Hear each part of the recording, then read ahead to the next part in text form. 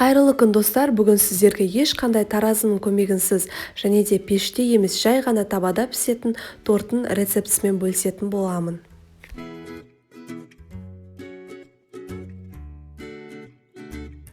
Ең алдымен біз торттарымыздың корждарын дайындап аламыз. Ол үшін бізге бір құты сгущенка, яғни қоюланған сүт және де жұмыртқамыз керек. Екеуін қосып жақсы араластырамыз. Ал ұнымызға жарты ас қасық қопсытқышты немесе ол болмаса ас содасын қосуға болады. Ұнға араластырып аламыз.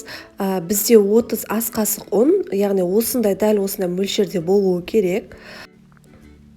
Аз мөлшерден сала отырып, біз қамыр илейтін боламыз.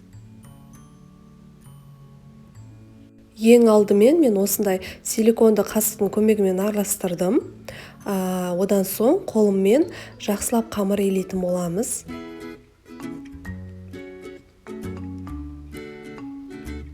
Сіздердің қамырларыңыз қатты болып қалмауы керек, және де өте жұмсақ болып кетпеу керек. Осындай орташа мөлшерде болып шығады. Бетін жауып, 10-15 минутқа тындырамыз.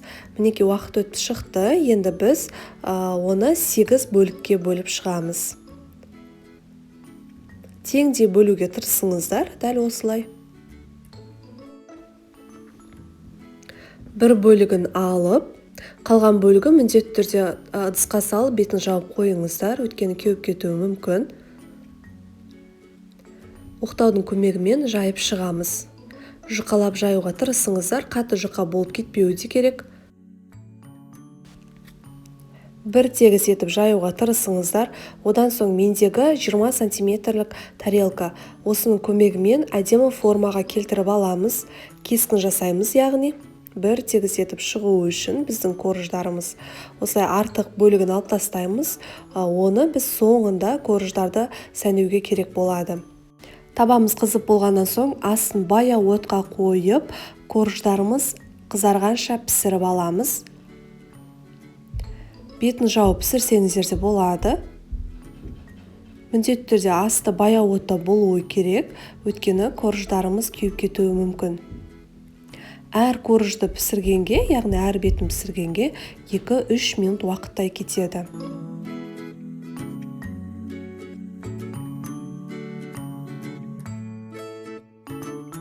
Енді біз қалған қамырды да қызарғанша пісіріп аламыз, өйткені біздің коржымыздың ең бетін сәндеуге керек болады.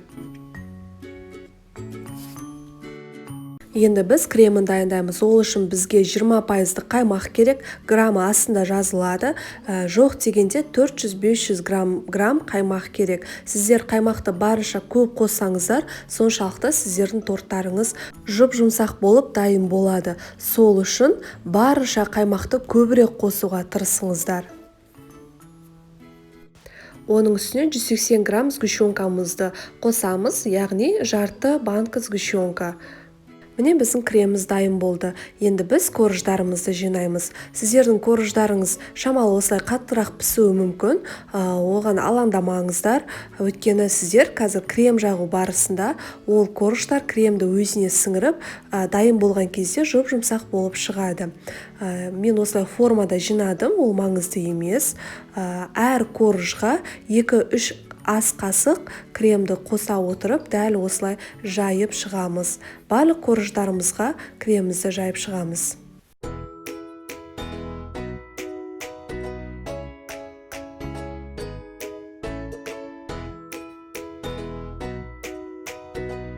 Бетін осылай пищевой пленкамен жауып, тоңазытқышқа жоқ дегенде 3-4 сағатқа қалдырамыз.